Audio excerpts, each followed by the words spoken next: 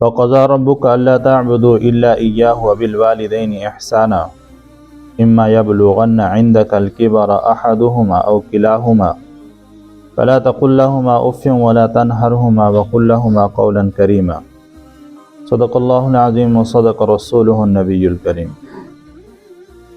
محترم سامعین کرام، نبی کریم صلی اللہ علیہ وسلم نے جب مسجد نبی تعمیر فرمائی تو اس وقت مسجد نبی چھوٹی سی تھی، اور اس کی جو چھت تھی اس کے اوپر کھجور کے تنے اور کھجور کی چھڑیاں ڈال کر اس کو چھپایا گیا، اور جب کبھی بارش ہو جاتی تھی تو اندر سارا پانی ٹپکتا تھا۔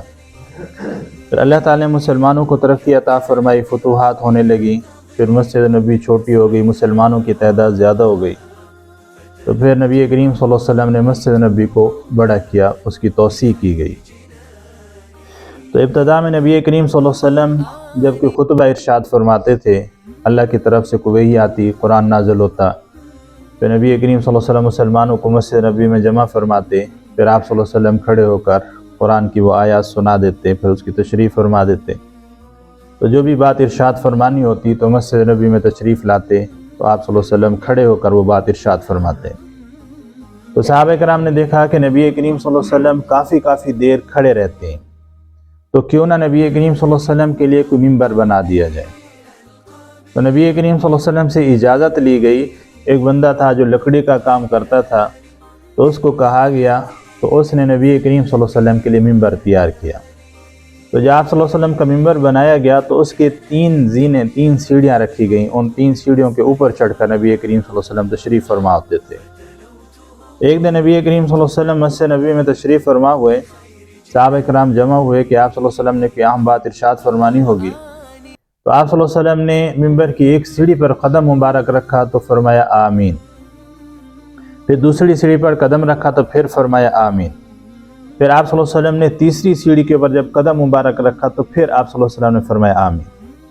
پھر آپ صلی اللہ علیہ وسلم ممبر پر تشریف فرما ہوئے، جو بات آپ نے ارشاد فرمانی تھی آپ نے ارشاد فرمائی۔ جب آپ کی بات ختم ہوئی، آپ ممبر سے نیچے تشریف لانے لگے تو ایک بندے نے کھڑے ہو کر سوال کیا کہ آپ نے ممبر پر تشریف فرما ہوتے ہوئے آمین کیوں فرمایا؟ تو نبی کریم صلی اللہ علیہ وسلم نے ارشاد فرمایا کہ جب میں نے ایک سیڑھی کے اوپر اپنا قدم رکھا تو جبرائیل امین میرے سامنے آئے، انہوں نے آ کر ایک بد دعا کی، انہوں نے کہا کہ ہلاک اور برباد ہو جائے وہ بندہ جس کی زندگی میں اس کے والدین بوڑھے ہو جائیں اور وہ اپنے والدین کی خدمت کر کے جنت نہ کما سکے۔ تو میں نے جبرائیل امین کی بد دعا پہ آمین کہہ دیا۔ پھر میں نے اگلی سیڑھی پر قدم رکھا تو جبرائیل امین پھر میرے سامنے انہوں نے ایک اور بد دعا کی، انہوں نے کہا کہ ہلاک اور برباد ہو جائے وہ بندہ جس کے سامنے آپ صلی اللہ علیہ وسلم کا تذکرہ خیر کیا جائے، آپ کا نام لیا جائے، پھر وہ بندہ آپ کا نام سن کر آپ پر درود نہ پڑھے۔ تو میں نے کہا آمین۔ پھر میں نے اگلی سیڑھی پر قدم رکھا تو جبرائیل امین پھر میرے سامنے آئے، انہوں نے آ کر بد دعا کی کہ ہلاک اور برباد ہو جائے وہ بندہ جس کی زندگی میں رمضان کا مبارک مہینہ آئے اور پھر وہ اللہ کو راضی نہ کر سکے۔ تو میں نے کہا آمین۔ تو 3 سیڑھیوں پر 3 مرتبہ جبرائیل امین نے بد دعا کی اور نبی کریم صلی اللہ علیہ وسلم نے اس پر آمین فرمایا۔ تو پہلی بات یہ ہے کہ جبرائیل امین فرشتوں کے سردار ہیں۔ 1,24,000 انبیاء علیہ السلام دنیا میں تشریف لائے، سب کے اوپر اللہ کا پیغام لے کر آنے والے، وحی لے کر آنے والے جبرائیل امین تھے، اور نبی کریم صلی اللہ علیہ وسلم تمام انسانوں کے، تمام نبیوں کے سردار ہیں۔ تو جبرائیل امین فرشتوں کے سردار اور نبی کریم صلی اللہ علیہ وسلم تمام نبیوں اور تمام انسانوں کے سردار، تو جبرائیل امین کی بد دعا کرنے میں بھی ذرا برابر شک نہیں ہے قبولیت کا، اور نبی کریم صلی اللہ علیہ وسلم کے آمین کہنے پر بھی ذرا برابر شک نہیں ہے۔ تو پہلی جو بد دعا تھی وہ یہ تھی کہ ہلاک اور برباد ہو جائے وہ بندہ جس کی زندگی میں اس کے والدین بوڑھے ہو جائیں اور پھر وہ ان کی خدمت کر کے جنت نہ کما سکے۔ تو آج جو ہم نے آیات تلاوت کی ہیں تو اس میں اللہ جل شانہ نے لوگوں کو یہ فرمایا کہ تم اللہ کی عبادت کرو اور ماں باپ کے ساتھ حسن سلوک کرو۔ نبی کریم صلی اللہ علیہ وسلم معراج کی رات جنت کے اندر جنت کی سیر فرما رہے تھے تو کسی بندے کے قرآن پڑھنے کی آواز سنائی دی۔ نبی کریم صلی اللہ علیہ وسلم نے جبرائیل امین سے سوال کیا کہ جنت کے اندر کون قرآن کی تلاوت کرتا ہے؟ تو جبرائیل امین نے بتایا کہ جنت کے اندر کوئی تلاوت نہیں کرتا، یہ آپ کے خادم ہیں، آپ کے صحابی ہیں، مکہ کے اندر بیٹھے ہیں، اپنے گھر کے اندر بیٹھے ہیں، इनका नाम नौमान है, नौमान बिन बशीर। जब भी ये कुरान मजीद की तिलावत करते हैं इनकी आवाज़ जन्नत में आती है और जन्नत के लोग इसकी आवाज़ को सुनते हैं। तो नबी करीम सल्लल्लाहु अलैहि वसल्लम ने फरमाया कि नौमान बिन बशीर ने कौन सा ऐसे नेक अमल किया कि जब भी वो मक्का में बैठकर कुरान की तिलावत करते हैं तो जन्नत के लोग उसकी आवाज़ को सुनते हैं। तो जिब्राइल अमीन ने बताया कि नौमान इब्न बशीर जो हैं ये अपनी माँ के बड़े फर्मा बरदार हैं, अपनी माँ की खिदमत करते हैं, जिसकी वजह से अल्लाह ताला ने इनको दुनिया में ये सिला अता फरमाया कि जब भी ये कुरान खोलते हैं, कुरान पढ़ना शुरू करते हैं, इनकी आवाज़ जन्नत में सुनाई देती है। तो अल्लाह जल्ल शान फरमाते हैं क़ज़ा रब्बुका अल्ला तअबुदू इल्ला इय्याहु व बिल वालिदैनि इहसाना। क़ज़ा का माना होता है फैसला करना। अल्लाह ने फ़ैसला कर दिया कि अल्लाह के अलावा किसी की भी इबादत नहीं करनी, और अल्लाह ने यह फ़ैसला कर दिया व बिल वालिदैनि इहसाना कि अल्लाह की इबादत के साथ साथ माँ बाप के साथ हुस्न सलूक भी करना है। एक साहबी नबी करीम सल्लल्लाहु अलैहि वसल्लम की खिदमत में हाज़िर हुए, उन्होंने आकर अर्ज़ किया कि अल्लाह के नबी सल्लल्लाहु अलैहि वसल्लम, मैं अगर अपनी वालदा को मदीना मुनव्वरा से अपनी वालदा को कंधे पे उठाऊं और पैदल मदीना मुनव्वरा से मक्का ले जाऊं, ज़रा बराबर रास्ते में उनको तकलीफ़ ना होने दूं, और मक्का में जाकर अपने कंधे के ऊपर उठाकर उनको बैतुल्लाह का तवाफ़ करवाऊं, फिर सफ़ा मरवा की सही करवाऊं, फिर उनको मिना ले जाऊं, अरफात ले जाऊं, और फिर वापस मदीना मुनव्वरा उनको ले आऊं। यानी मैं अपने कंधे के ऊपर उठाकर उनको बैतुल्लाह का हज करवा के पैदल जाऊं और फिर पैदल वापस अपने घर मदीना मुनव्वरा उसको लेकर आऊं। क्या मैंने अपनी वालदा की खिदमत का हक़ अदा कर दिया? नबी करीम सल्लल्लाहु अलैहि वसल्लम ने इरशाद फरमाया कि जब तू पैदा हो रहा था और तेरी वालदा को जो तकलीफ़ हुई थी अभी तक तूने उसका भी हक़ अदा नहीं किया।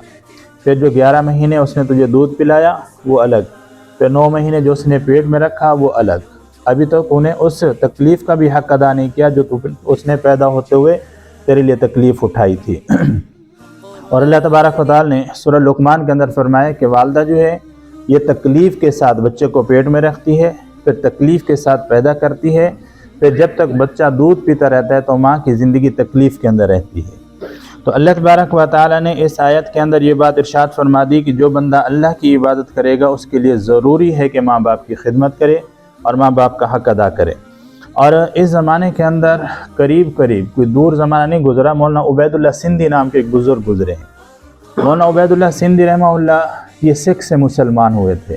जब पाकिस्तान की तक़सीम हुई थी ग़ालिबन उसी ज़माने के थे, ये सिख से मुसलमान हुए थे और ये सिंध के अंदर रहते थे। तो इनकी वालदा सिख थी और सिख लोग जो होते हैं ये पंजाबी बोलते हैं। तो मौलाना उबैदुल्लाह सिंधी रहमहुल्लाह जब मुसलमान हुए तो इनकी वालदा चप्पल के साथ इनको मारती थी, कहती थी कि तू दोबारा सिख बन जा, तो उन्हें अपना दीन क्यों बदला, तू मुसलमान क्यों हुआ। तो मौलाना उबैदुल्लाह सिंधी रहमहुल्लाह देखते थे वालदा को कि उनको गुस्सा आ रहा है, तो ये जाकर उनके सामने झुक कर सर झुका कर नीचे ज़मीन पर बैठ जाते थे कि कहीं वालदा को मारने में तकलीफ़ ना हो, मेरी वालदा मुझे मारेगी, उनको मारने में तकलीफ़ ना हो। तो चूँकि वालदा बूढ़ी थी, चप्पल उठाकर उनको मारती थी, तो जब मारती रहती उनके हाथ से चप्पल गिर जाती तो मौलाना उबैदुल्लाह सिंधी वो चप्पल उठाते, फिर अपने कपड़े से उस चप्पल को साफ़ करते कि वालदा के हाथों को मिट्टी ना लग जाए। चप्पल को साफ़ करके फिर अपनी वालदा को पकड़ाते और अपनी पंजाबी ज़बान में कहते ले बेबे होर मार। तो इस तरह उन्होंने अपनी वालदा की खिदमत की। एक बुज़ुर्ग के बारे में लिखा है हदीस की किताबों के अंदर कि एक अल्लाह के वली थे और उनको एक ख्वाब आया। उन्होंने अल्लाह ताला से दुआ की कि अल्लाह मैं अपने से बड़े वली से मिलना चाहता हूँ, जो मुझसे बड़ा वली है मैं उससे मुलाकात करना चाहता हूँ, तो मुझे उसका कोई पता बता दे। तो उसको इल्हाम हुआ। जो अल्लाह के वली होते हैं उनको इल्हाम होता है नींद के अंदर, या वैसे उनके जहन में एक बात डाल दी जाती है, और जो नबी होते हैं उनके ऊपर वही नाज़िल होती है। तो उनको इल्हाम हुआ कि फ़लाँ जंगल में चले जाओ, वहाँ पर एक बंदा बकरियाँ चरा रहा है, वो तुमसे बड़ा वली है। अब इनको बड़ा शौक़ पैदा हुआ कि मुझसे बड़े वली उनसे जाऊँगा, मुलाकात करूँगा, उनसे इजाज़त लूँगा। तो ये सफ़र करते करते उस जंगल में पहुँचे, देखा एक बिल्कुल चढ़ती जवानी नौजवान आदमी है जिसकी दाढ़ी मूँछ अभी निकल रही है। तो इसने जब उसको देखा तो बड़ा हैरान हुआ कि मेरी ज़िंदगी गुजर गई इबादत करते करते, इतनी मैंने मुशक्क़तें की, इतनी मैंने इबादतें की, फिर जाके मुझे विलायत मिली, और ये चढ़ती जवानी बंदा ये कैसे अल्लाह का वली बन गया, और वली भी मुझसे बड़ा बन गया। तो बहरहाल अल्लाह ने फरमाया था, अल्लाह की बात तो झूठी नहीं है। तो उन्होंने जाकर उसको सलाम किया। सलाम करने के बाद कहने लगे कि मैंने अल्लाह से दुआ की थी कि अल्लाह मैं अपने से बड़े वली को मिलना चाहता हूँ, तो अल्लाह ने मुझे तुम्हारा पता बता दिया। अब तुम ये बताओ कि तुम इस चढ़ती जवानी के अंदर अल्लाह के वली कैसे बन गए, जबकि वली बनने के लिए तो बड़ी इबादत करनी पड़ती हैं। तो वो नौजवान रोने लगा। फिर उसने अपनी बकरियों को जमा किया, इस अल्लाह के वली को साथ लिया, अपने घर आया, बकरियों को उनके रेवड़ के अंदर बंद कर दिया। उसके बाद एक दरवाजे को कुंडी लगी हुई थी, उसको खोला और अंदर इस बंदे को ले गया। तो अंदर जाकर देखा कि 2 इंसान, एक मर्द एक औरत, उनकी शक्ल मस्क हो चुकी है। तो वो जंजीरों के साथ पाँव में भी और हाथों में भी जंजीरों के साथ जकड़े हुए बंधे हुए। तो ये नौजवान कहने लगा कि ये मेरे वालिदैन हैं, मैं इनकी खूब खिदमत करता हूँ, वक्त पे इनको खाना खिलाता हूँ, वक्त पे नहलाता हूँ, वक्त पे कपड़े पहनाता हूँ। इन्होंने अल्लाह की ऐसी नाफरमानी की कि अल्लाह के इनके ऊपर ऐसा अजाब आया कि इनकी शक्ल बदल गई। अब इनकी शक्लें मस्क हो चुकी हैं। इन्होंने अल्लाह की नाफरमानी की, अल्लाह ने इनके ऊपर अजाब डाला। वो इनका और अल्लाह का मामला है। ये मेरे वालिदैन हैं, मैं अपनी खिदमत में बिल्कुल कमी नहीं करता। अल्लाह जाने और ये जाने, ये उनका और अल्लाह का मामला। मैं इनकी खिदमत में ज़रा बराबर कमी नहीं करता। मैंने मजबूरन इनको हाथों और पाँव से बांधा हुआ है, क्योंकि ये एक दूसरे को नुकसान पहुँचाते हैं, अपने आप को नुकसान पहुँचाते हैं। इस वजह से मैंने इनको बांधा हुआ है, वरना खाना भी वक्त पे, पानी भी वक्त पे, नहलाता भी वक्त पे हूँ और इनकी खिदमत भी खूब करता हूँ। तो इन वालिदैन की खिदमत की वजह से अल्लाह ताला ने मुझे तुमसे बड़ा वली बना दिया। तो अगली बात अल्लाह जल्ल शान इरशाद फरमाते हैं कि पक्की बात है, अल्लाह ने फैसला कर दिया कि इबादत अल्लाह की करो और वालिदैन के साथ हुस्न सलूक करो। और साथ ये भी फरमा दिया कि अगर उनमें से कोई एक तुम्हारी ज़िंदगी में बूढ़ा हो जाता है या दोनों बूढ़े हो जाते हैं, तो उनकी खिदमत करो और उनके साथ जो है हुस्न सलूक करो।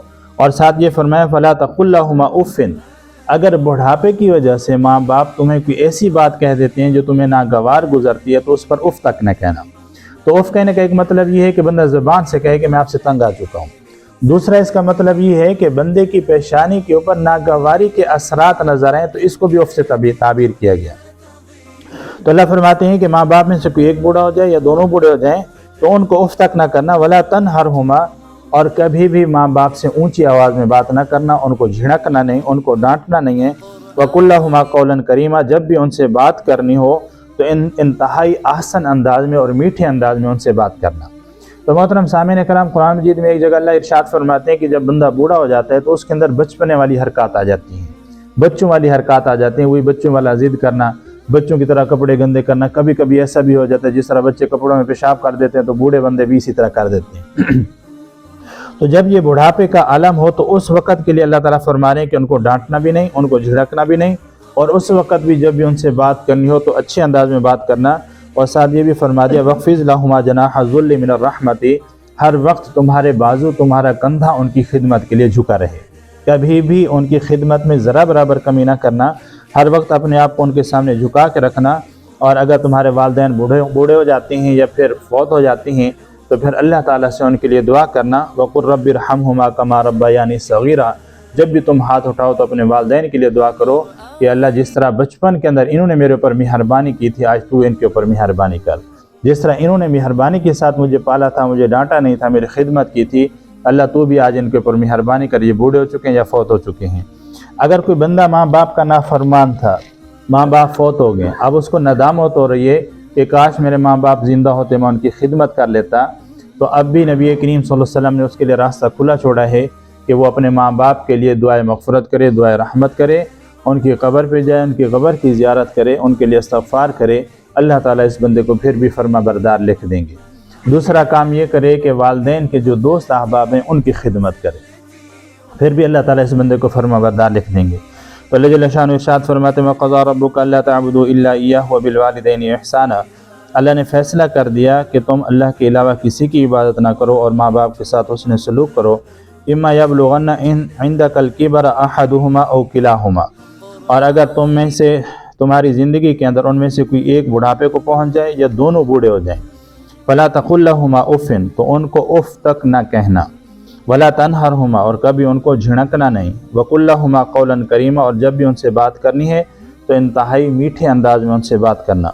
वक़्फ़िज़ लहुमा जनाह ज़ुल्लि मिनर रहमति, और हर वक्त अपने बाजुओं को और अपने कंधों को मेहरबानी के लिए उनके आगे झुका के रखना। वक़ुल रब्बिरहमहुमा कमा रब्बयानी सगीरा, और अल्लाह ताला से दुआ करते रहना कि ऐ हमारे रब, इन दोनों पर रहम फरमा जिस तरह बचपन के अंदर इनने मेरे ऊपर रहम किया था।